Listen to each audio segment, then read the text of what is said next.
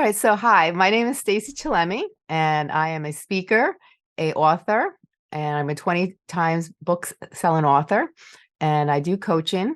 And I've spent the last 25 years of my life working to help others. Hello and welcome to Obehi Podcast. I'm your host, Obehi A14, and I strongly believe that everyone has a story to share. Now let's get started into this episode.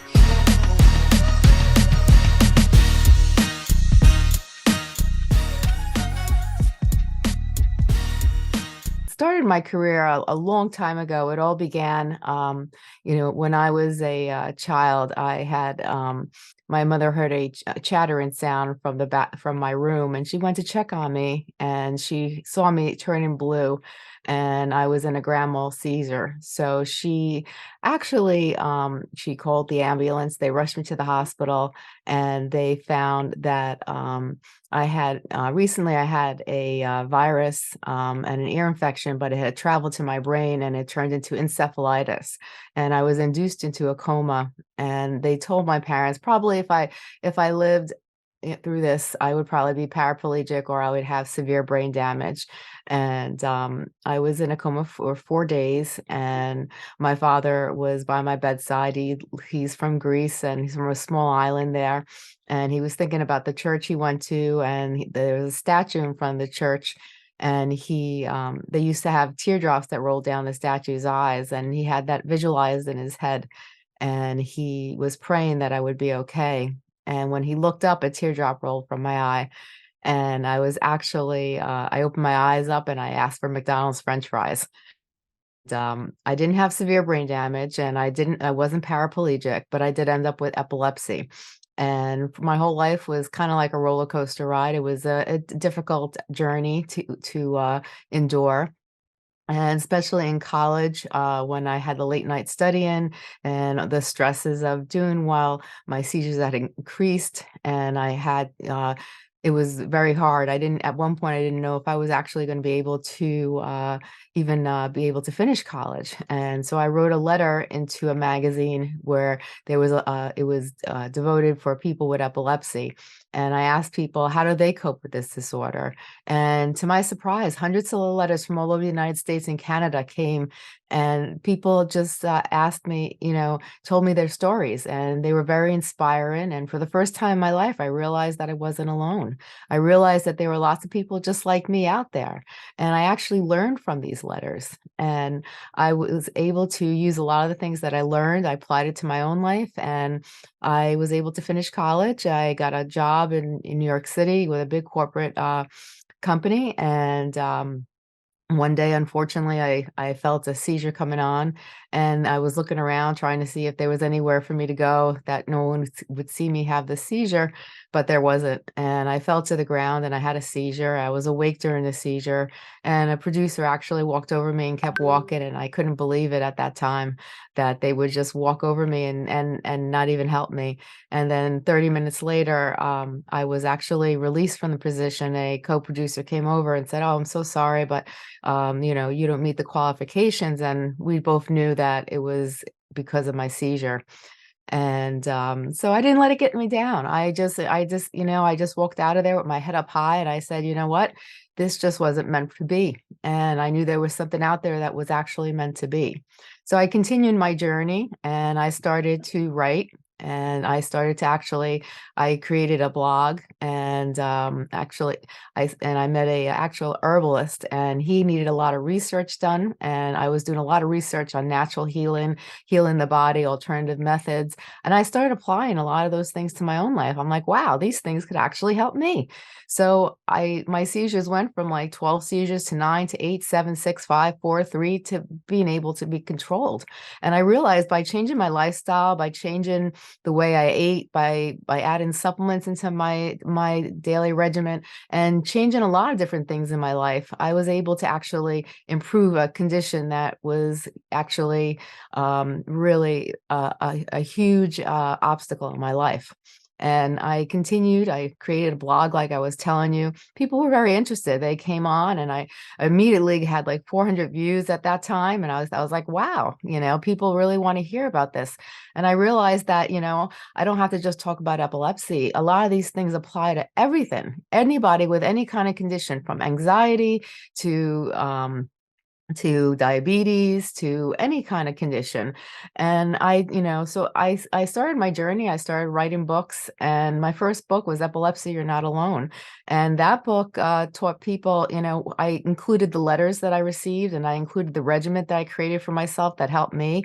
And the book did very well. People were buying it like crazy. And then one day I opened my email, and I had a letter from somebody, and they said they were on the verge of suicide.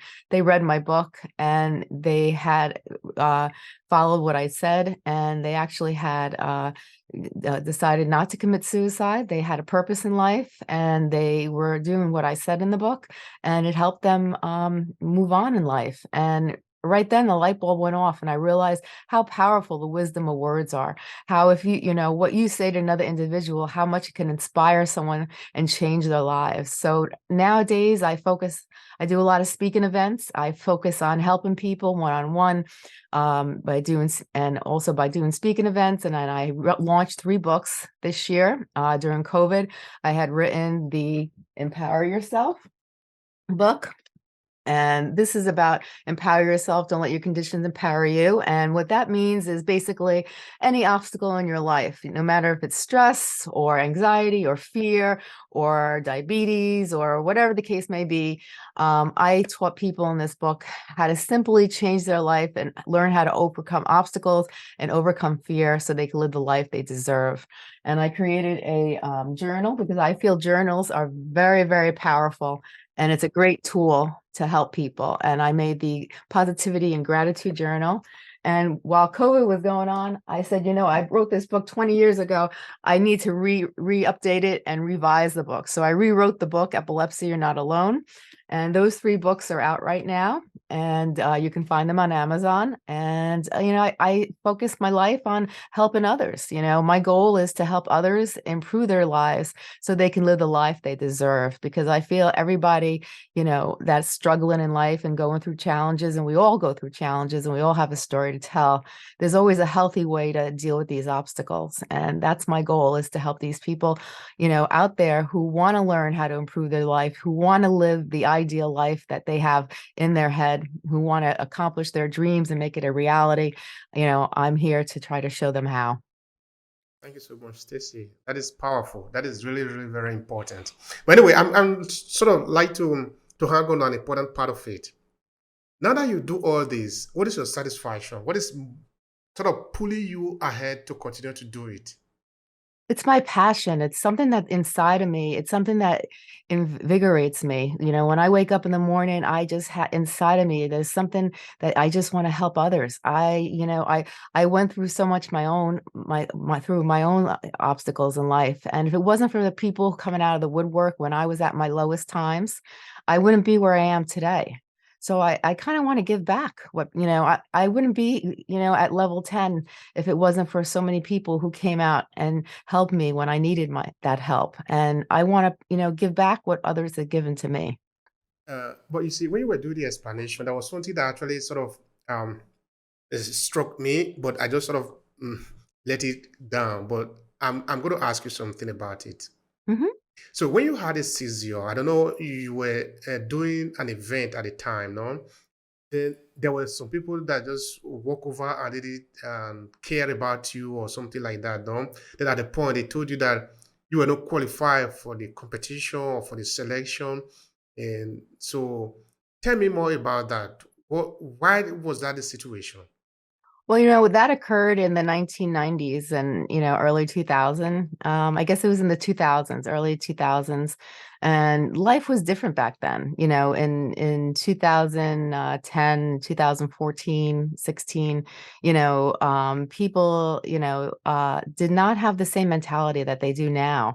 The generations were different, between the era of 1990 to early 2000s, even 1980, people, what you don't know, you fear. And yeah, I think when people, when they see a seizure and they don't know what it is, and they fear it. So the best thing to do is many people, it's not the best thing, but for many people in their head, they think the best thing to do is, if you fear it, to run away from it, but it's the opposite. When you fear something, once you see something that's scary, you should approach it.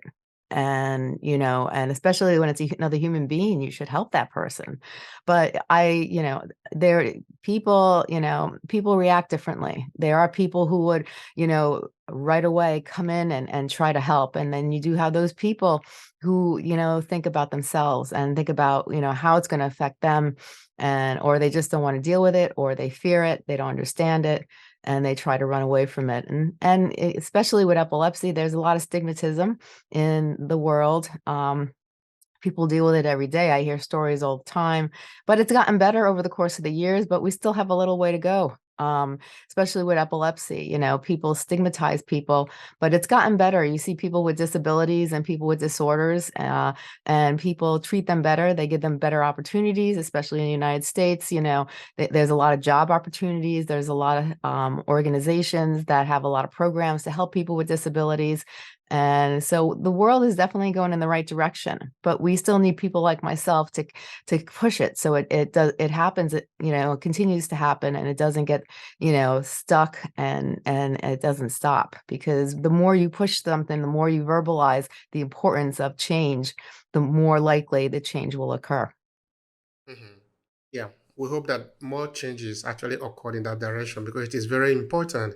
It is our humanity that we are talking about. So it is essential for us that at least everybody is given a chance to be able to express themselves. You see, I think that sometimes when the rules are set up, particularly looking at maybe the post-industrial revolution, where we just have the human being designed like a kind of a mini machine. You are good at this. That is what you are going to do in the whole of your life. You're going to be working for a company who is going to be paying you until you enter pension. Of course, in that arrangement, if you sort of are disabled in some area, or maybe you are not able to perform in certain area, you are looked upon as if you are going to be thrown away. The entire you is going to be thrown away. Whereas we are supposed to look at the human being like it is not just the eyes, but the human being that have the eyes also have the nose. If there is a problem with the nose, maybe we can substitute for mouth. What I'm trying to say is that we should appreciate all of us, all of what make us, not just because I cannot walk anymore, so I'm useless. I'm not useless. So when you talk to people of that have maybe some disability, what do you hear them feel? What do you hear them talk about as sort of concern from the way the society look at them or talk to them? I think the biggest concerns that people have is not they don't want empathy, they want to be treated just like everybody else. People don't want to feel like they don't fit in with society. And sometimes by people's behaviors, they make people feel like that. Everyone needs to be able to understand that just because someone isn't the typical person, they might have certain things that aren't they might have certain conditions, or their physical aspects, on the outside may not be perfect. And you might notice some differences, or just by the way they talk or slur or think, you could see that there is something, that happened to that person, that person is, it's kind of not making that person, your typical, societal human being that we all plant in our head. But actually, it should be really thought about. There is no perfect person. The word perfect doesn't exist, and there is no. How do we? We only go by because of what the majority of the people look like or act, and we think that's normalized. But everybody has a right to look, feel, and act the way they want to. And we are who we are. And it's not the physical aspects that make up a person, it's who we are inside that makes up the person. It's their heart. It's their, the goodness, the intentions of that person. That's what we should be focusing on. We have lots of great people out there. They may suffer from conditions, they may suffer from, deformities that they encountered. But, we shouldn't judge a person because of that. We should look on the inside of a person before we stop to judge someone. You need to really think about who they are as a person, and until you walk through another person's shoes, you will have no right to judge them, to voice your opinion, and to say what they shouldn't and shouldn't be doing, because you don't know until you walk through that person's shoes what they've gone through in life and how they feel as a person. And we should respect that person as is, not for who we think they should be. That's your own opinion, and you should be whoever you want to be, just like everybody else has the right to be whoever they want to be. Absolutely. Absolutely. And if we were to maybe look at the superhero in our films, we see that these are people with disability at a certain point because they were not born like that. It could be Right. maybe they were in a science experimenting, doing something on their own, or maybe they are victim of other situation that instead of them dying, they transform Mm-hmm. and they become superhuman, as it were. And everybody come to like them. Are you talking of Iron Man or talking of the? You see, but what I'm trying to say here is that if we allow each of us to make the best that we can make up without the societal, without it be over judgmental, without because we are just slightly different from the norm. Yeah. For this, I'm going to suffer the consequences for the rest of my life. I need to now learn to pretend to be like whom I am known. No, it's not supposed to be like that. If, okay, sorry, I've lost my eyes, but can I still talk? Maybe I can still use that to better humanity. Exactly. I cannot run as fast as I used to do because I don't have legs. But what if I can just stay somewhere and begin to type computer? I can still help somebody. I can still help myself. Right. So I believe everybody is useful. Everybody. As long as you are a human being, you can be useful. You cannot be a useful as a president who is maybe flying airplane or who is a scientist, for example. But in your area, with your circumstances, you are useful. There is an adage, a guest of mine said one time that when the gods send a blind man to the battle, that blind man is expected to win, but he's not expected to win as the people that have eyes win. He's supposed to win as the blind men do, because blind men also go to battle. So, Right. which means that each and every one of us has potential that we are coming into this world with. Yes. Whether you are lame, whether you have only a part of your head is broken, whether your nose is broken, that is non that is in fact that is actually part of the design if we were to look at it from divine from a kind of a divine perspective, as it were. So this leads me to something I really like to ask you, which is Mhm.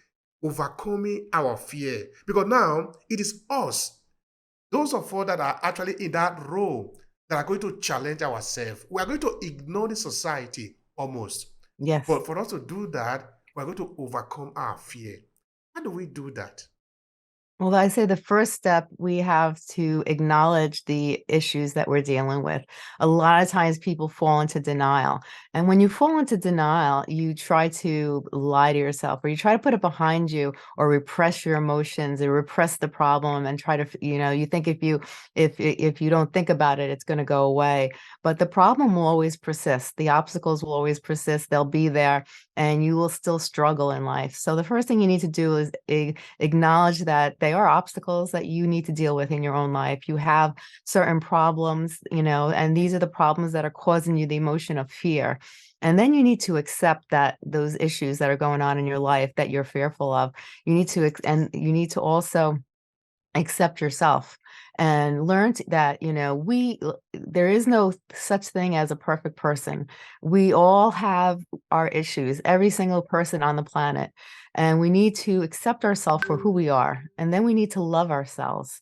And when you start to begin to love yourself, when you can go in the mirror in the morning when you're about to wash your face or brush your teeth, and you can look in that mirror and actually like that person who you see, then you're making progress. And the biggest thing of overcoming your fears is to face your fears and to work on your self-esteem and your courage. And I teach that in my books. I teach that on stage. And I teach people the 10 steps to building self-esteem and courage.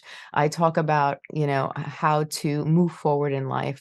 Because once we develop the self-esteem, we develop the love for ourselves, we accept, the problems, and we face them, we're moving forward, and we are strengthening ourselves, we are liking ourselves, we are going towards the right direction, where once you start to face the first fear and you accomplish overcoming one obstacle, you will strengthen yourself as a person, and you will learn from those experiences, and you will be able to move forward in life. And facing obstacles and facing your fears won't be as traumatic.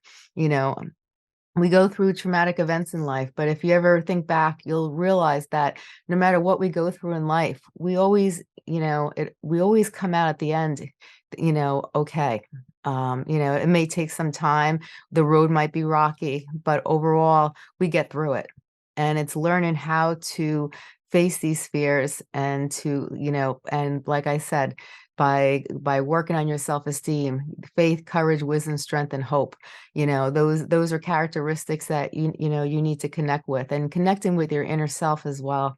A lot of times we don't realize, but our inner instincts, our self inside, always gives us the answers. It's learn how to connect with your inner self, your wisdom inside, and being able to understand what you need, understanding what your heart wants. Because to me, it's not the brain who tells us what to do. It's our heart who's always talking to us. And if we learn how to connect with our inner self, we will be able to understand what our body needs and what we need to do for ourselves. And that will also help us along the pathway of overcoming fear, of strengthening ourselves, of becoming a better person, getting to the point where we understand how to live life and endure our obstacles and overcome them, because it could be very trying every time you move forward and you feel like one obstacle leaves you and then another obstacle knocks you down, but you have to gain the strength and learn how to get up each time those obstacles come. And by learning different techniques and by learning different strategies and framework, and having guidance, you could learn how to overcome obstacles and not let them get the best of you, so you can move forward and live the life you deserve and live that ideal life. And just because a problem occurs and we go through a rocky road, the life, there we still have, our life doesn't end. We just have to learn how to deal with these obstacles and not fall into them, because if you let them get the best of you, you're going to end up falling into anger, frustration, depression, sadness, hopelessness. And these are things we don't want. We want to avoid. So there are different tools and different guidance to help you move forward, so you can learn how to overcome obstacles and learn how to face your fears, because that's the main step, is learn how to face your fear. And once you learn how to face your fear, you will be able to move forward in life. And a lot of the steps I just mentioned to you, by accomplishing those things and learn how to accomplish those things, you will be able to face your fears and overcome your obstacles. Thank you for that, Stacey. Now, before we move to the tool, how people can overcome their fear, but why do some people remain where they fall? You see, it is not even the question of falling. Falling is just normal. Hmm. When you live, when you are standing, the next most probable thing that is going to happen to you is that you are going to fall. Whether you fall by yourself or somebody force you down, it's just natural. The question is, some people don't rise after they fall. They remain there and begin to justify a look for a way to kudo themselves while they remain on the ground. So that is a question. Why do some people do that instead of maybe just in the normal cycle of You fall, rise again. You are probably going to fall again, but don't worry. Then you are going to always try to pick yourself up. Let me understand that. Well, again, everybody is different, and how we react to problems, every individual reacts to problems differently. And a lot of times the root cause is it goes back into childhood. Many people don't realize, but from the moment you come out of your mother's womb, from the moment your family cares for you, or the people who are involved in your life care for you, the behaviors, the experiences you go through in life, the good ones and the bad ones, the trauma, it all affects you. And a lot of times we think about we remember the traumatic events more than we remember the good events. And for people, over 70% of the population comes from dysfunctional families.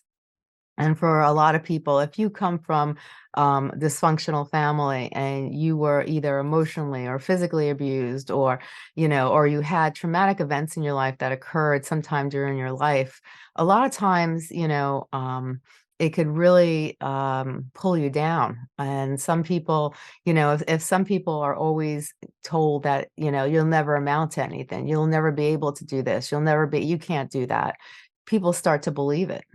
Or if you have a traumatic event in your life, you could have, it could affect you in many ways. And it carries through life. So the best way is if you're suffering from, or sometimes you just get beat up so many times, you fall down so many times, you just don't have enough in you. Or if you hit that barrier where you can only take so much in life, and then after that it's like you get to that boiling point, just like a pot of water.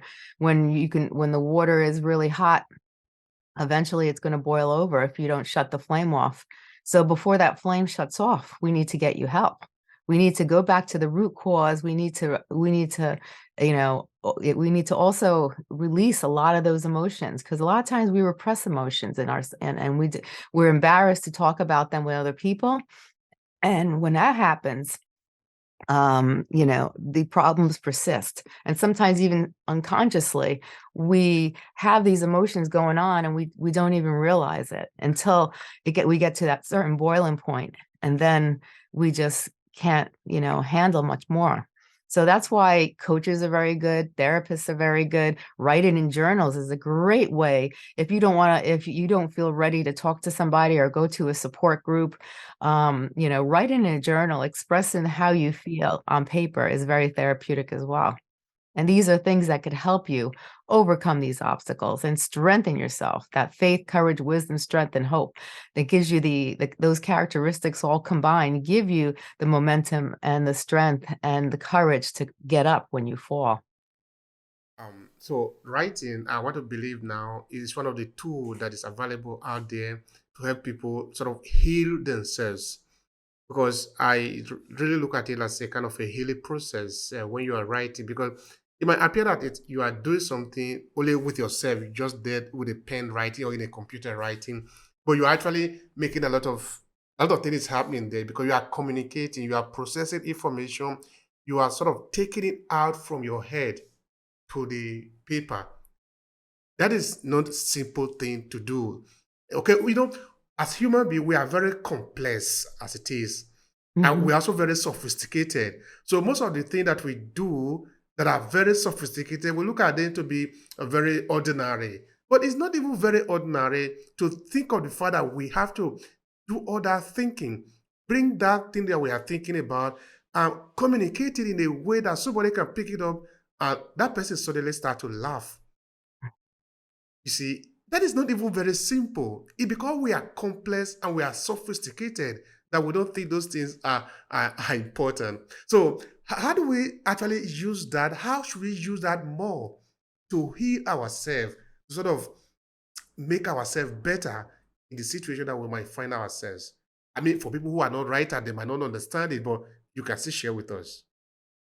Yes, the one of the things that I found very valuable even for myself was I used to write in a journal, and then when a lot of times things would just pour through my head. All of a sudden, words and emotions and things would just come from out of nowhere, and I'd write those things down. And then when I would get to a certain point where I felt like I've overcome this and I'm at a new stage in my life, I would rip it up and I would throw it away because I felt like I have You have overcame outgrown that that. problem. Yeah. And I want to just say that one thing we have to realize too is the power of positivity and gratitude go a long way.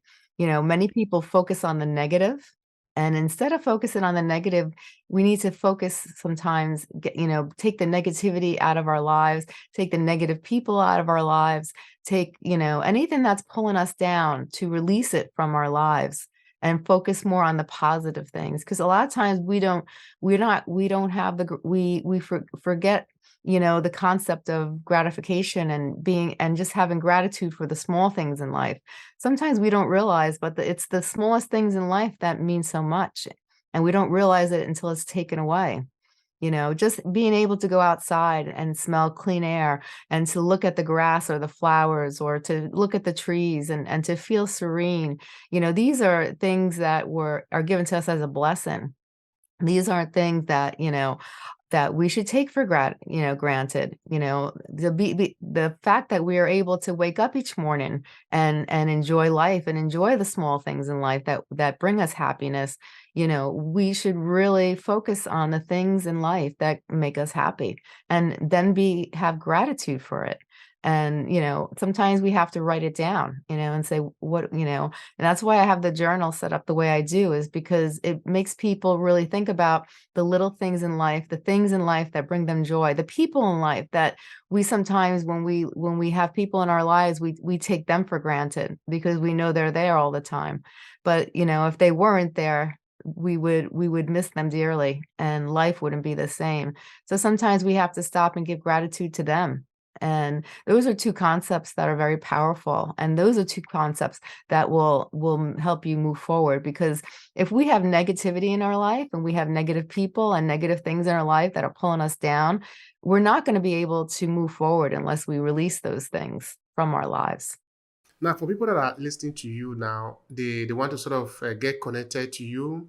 They want to get your book or participate in your program. How can they do that? I have a website called staceychillemi.com, and that's STACEYCHILLEMI.com. And on that website, I have all the different things that are available, such as my books, coaching, my speaking, where you can contact me if you want to do a speaking event. I have a blog that has over 5,000 articles talking about natural healing, talking about all different types of ways to improve yourself and naturally. And they could also find my books on Amazon. Amazon is the easiest place to find my books, and I suggest that for people. And that's a great website. And I have the blog where it's called thecompleteherbalguide.com, and you can go to that as well. And if you contact me on any of the social platforms, I'm on all of them, like Facebook and Instagram, you can find me. And I do virtual and I do in-person speaking events. So if people are interested in having me speak on a specific topic to help people either overcome fear or positivity or lots of different topics that I can, focus on, I would be happy to. Thank you so much for that. You're Now, welcome. very briefly, what would be your final thought here to conclude the conversation? I think people, there is a solution to every problem. And, sometimes we need clarity and we need to focus and not get ourselves so overwhelmed. A lot of times, we tend to get very nervous when a problem comes. We get very stressed. And when that happens, it's very hard to focus.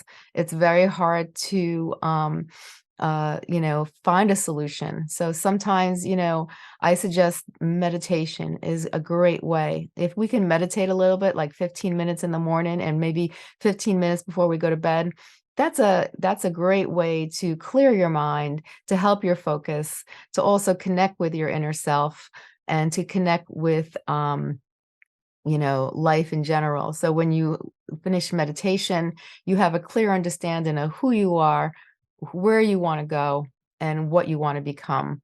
And, everybody has the ability to overcome obstacles. Everybody has the ability to face their fears and overcome their fears.